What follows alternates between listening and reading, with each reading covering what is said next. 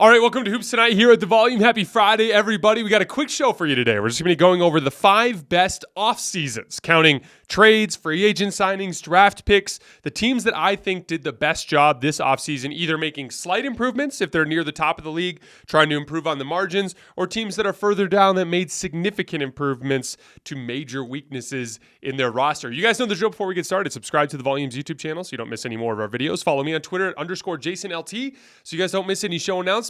And if for whatever reason you guys missed one of these videos and you can't get back over to YouTube to finish, don't forget you can find them wherever you get your podcasts under Hoops Tonight. And last but not least, you guys have heard me talk about Game Time, the fastest growing ticketing app in the United States. Now that we are out of basketball season and hockey season and football season, we just have baseball, and yeah, it's hard to find on TV, so you might be looking for a ticket there, but this is concert season. A lot of our favorite bands and artists are going around the country performing for massive crowds, comedians as well, and Game Time is an amazing place to get last-minute deals on tickets to all of those types of shows. They've given me great service in the past. They're easy to use. The app is great and user-friendly. You're going to find a great deal. You're going to know exactly what you're getting yourself into. I highly recommend it. So no matter where you live, get out and have some fun this week. Download the Game Time app, enter your email, and redeem code HOOPS for $20 off your first purchase. Terms apply. Again, enter your email and the code HOOPS, that's HOOPS, for $20 off. Download Game Time today. Last-minute tickets, lowest price guaranteed. All right, let's talk some basketball. We're just going to go down from 5 to 1, starting with number 5, the Boston Celtics. For starters, re-signing Jaylen Brown, so they locked up their core. Now you have 2 of the top 15 players in the league locked up long-term on your roster at arguably the most important position in the league there on the wing. They did lose Marcus Smart and Grant Williams. Grant Williams kind of inevitable under the contract number he was looking for. And Marcus Smart, we're going to get to in a second, I actually think is going to end up benefiting them in the long run.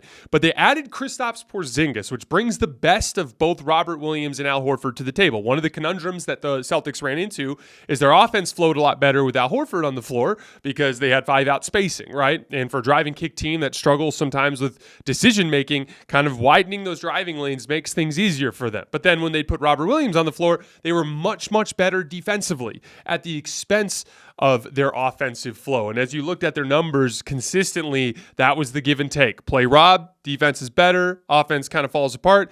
Play Al, their offense goes up a level, they don't guard as well. Well, Kristaps Porzingis brings the best of both of those worlds to the table. He's not quite the rim protector that Robert Williams is, but he is a good rim protector. He put up good numbers in pick and roll last year, even though on tape I thought he didn't have his best effort season defensively, although I think that'll go up a level in Boston. But it gives you that Robert Williams archetype defensively as a rim protector, but at the same time, he's a legitimate pick and pop threat that spaces the floor really, really well. Again, picking and popping is a vital thing for getting downhill because if the guy who's guarding the pick and roll has to vacate to close out on a shooter at the top of the key instead of corralling the ball handler, that's what gets opportunities for guys like Jaylen Brown and Jason Tatum and Derek White to get downhill, especially if the guard has to chase over the top of the screen. So functionally in their offense, Kristaps Porzingis gives them a really good threat there. And he's actually, I say the best of both worlds, he's just better than Al Horford offensively. He's a much better pick and pop player. And most importantly, he's really good at beating switches in the post. He had the best season of his career attacking in the post last year, especially against mismatches, against smaller players. He's really good at sealing them and creating a passing angle and then quick turning and finishing. He doesn't settle for tough shots in those situations. Kristaps Porzingis is a massive upgrade. We talked a lot about that beating switches thing right after the trade, but shortly after that, about a week or so after that, Brad Stevens ended up actually talking about that in a press conference, and he said, you know, the thing we're looking forward to the most is having Kristaps Porzingis as an option to beat switches. Losing Marcus Smart obviously is somewhat sad given the history that he has with that franchise, but I think it's going to end up helping them a lot. First of all, he was declining defensively after winning Defensive Player of the Year the previous year, and he was still that wild card offensively that could co-op possessions and take bad shots from time to time. And, you know, this just kind of alleviates that log jam at the guard position, puts the ball in Derek White's hands more, puts the ball in Jason Tatum and Jaylen Brown's hands more, which they're just better players. Derek White even, just a better player than Marcus Smart at this point. Plus, you ended up getting draft compensation in the deal, which gives you the opportunity to make improvements at the deadline. All right, moving on. Number 4, the Los Angeles Lakers. I said going into the summer that patience and continuity were going to be their allies going into this coming season. And I said if they brought everybody back, they would be good in the regular season. Their issues are playoff problems. I said they had 3 major problems: the ability to knock down shots over the top of the defense, that backup center position, and then having a real athletic, strong guard, someone in that Bruce Brown mold in the backcourt. That was what ended up getting them killed in that Nuggets series. But all 3 of those things were not able to be addressed this summer. Kyrie was going to have to re-sign with Dallas. There was no really good backup center available on the market. And then Bruce Brown went for $22.5 million a year or something like that. It was a 2 years, $45 million deal. You just were out of the market for him. You weren't going to get him. And so under those circumstances, there was no really aggressive move for the Lakers to make this summer. They just needed to bring everybody back, and that's exactly what they did. They got Austin Reeves, Rui Hachimura, and D'Angelo Russell all on team-friendly deals. And then they made smart moves on the margins. They brought in Gabe Vincent. Actually makes a lot more sense than Dennis Schroeder, although I think they're similar level players because Gabe is better off the ball. This is a team that's going to be running a ton through D'Angelo Russell, Austin Reeves, LeBron James, Anthony Davis. Dennis Schroeder actually kind of as good as he is, and I'm a huge Dennis fan, and I think he went to the Raptors. You guys are going to love him. But specifically on this team, there's a little bit of a logjam with ball handling decision makers. Gabe Vincent is a much better off-ball player, closeout attacker. He can run some pick and roll as well if you need him to, so he's a depth piece there. I actually liked that signing. Taurean Prince is a wing who can actually shoot the ball pretty well and has a little bit of off-the-dribble pop. And then Jackson Hayes was a really good value signing on a minimum contract. Again, all minimum contracts have flaws. Jackson Hayes, even though he's skinny, even though he has some limitations, he struggled against switches last year, but he was actually the best pick and roll screen defender in the league last year to run at least 100 possessions on a points per possession basis. So he's got a lot of length, bothers people over the top when they try to shoot over him. I think he's a perfectly fine backup center at the minimum contract. Most importantly, those are all guys that fill positions that will help them win games when LeBron and Anthony Davis need to switch. When LeBron sits, you need forward depth. When Anthony Davis sits, you need a backup center. They address those 2 things. That's going to give them the ability to rest those guys. Also, they are loaded with great spot-up players. Almost everybody I just mentioned, including the core guys, they're all guys that were well over a point per possession in spot-up situations last year. This is going to be a well-spaced floor for the Lakers next year in a way it wasn't the previous season. I expect them to be much better offensively. And this is the other part of it too. They maintained flexibility for an aggressive deadline.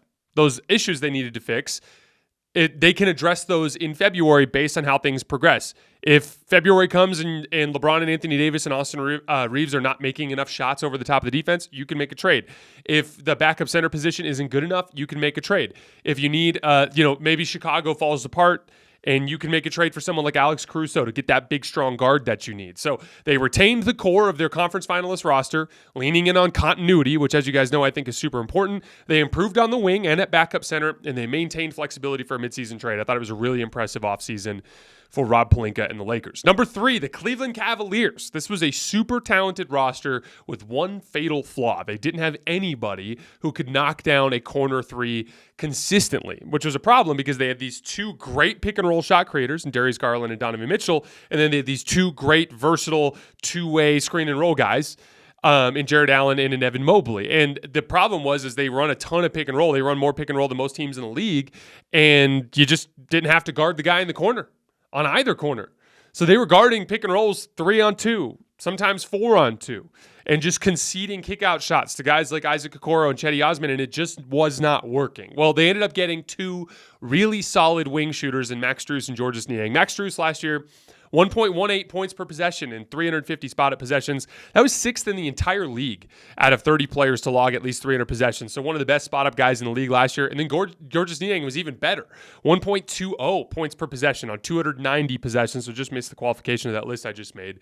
The thing with Niang is he has to guard 4s. He can't guard 3s. But that's the beauty of having Evan Mobley and all of his defensive versatility. Evan Mobley can chase 3s all around the floor. And so I actually think that'll work defensively. So they added 2 dead-eye spot-up shooters, and they play different positions, so you can see a version of this story where they're going to consistently have the necessary shooting on the floor to run a more productive playoff offense. Now, I think they're eventually going to have to move Darius Garland for a wing. You guys, Cavs fans, know I've been saying that forever. Most of you guys disagree with me. I just don't think you can rock with 2 guards, and I don't think you can rock with the redundancy of just only pick and roll. You got to have somebody that can consistently consistently put their back to the basket and make plays or do some other form of offense, isolation, rim pressure, things that they're not getting enough of out of their pick and roll attack. But as far as this core goes, Mitchell, Garland, Mobley, Allen, as far as this core goes, this is probably the best version of that, what they put together this summer.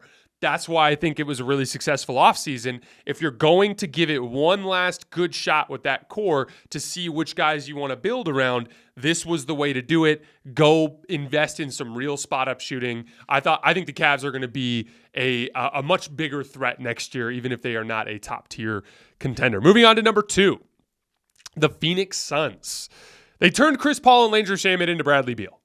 So no matter how you feel about whether or not that gives them enough to beat Denver, no matter how you feel about their size and athleticism shortcomings, that's an improvement. If you can turn Chris Paul and Landry Shamet into Bradley Beal, you're better. It's that simple. And so just that instantly gives them a great foundation for the offseason. But like we talked about, this is a team now that was going to be able to get discounted signings over the course of the summer because because players are going to want to play for a real contender, because guys are going to want to play for a team where they're going to get wide open spot up looks, because they want to have a chance to win a championship. And they got a lot of really quality signings on veteran minimum contracts. I like Drew Eubanks and Chimezie Metu as really athletic forwards that will help them with the dirty work. You don't want Navi and Eric Gordon, give them real shooting that also have a little bit of defensive versatility.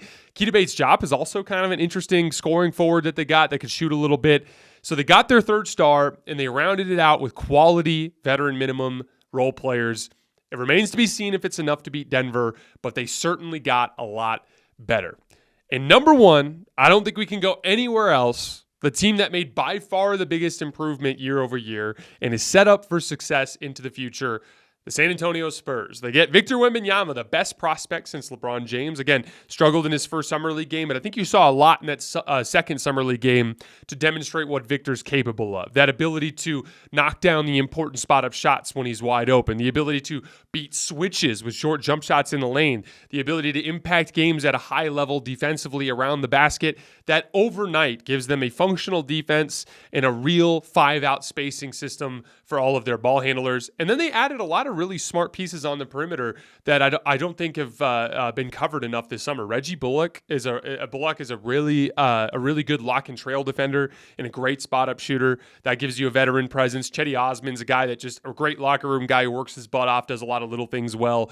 Cam Payne as a backup guard. So they got some veterans in the room now, some grown-ups. And then I really liked the Julian Champagnie signing. Again, I covered him in Summer League. He actually was successful last year, really efficient double-figure scorer for the Spurs in a small sample size. But they locked him up for 4 years at a very, very favorable number for the team. And I like it when franchises take advantage of those opportunities, because when you don't, that's when you end up in a situation like the Lakers had, where a guy finishes his 2-year rookie contract and then suddenly you're going to have to extend him at a massive number. If you have faith in a guy and you think he's going to be good, lock him up for as long as you can, as early as you can in the process. So I like the Julian Champagnie signing. And then they signed Greg Popovich to a long-term extension. Again, having him in the room as just the perfect guy to cultivate the beginning of a young center's career like Victor Wembanyama, a guy that can navigate the personalities in that locker room.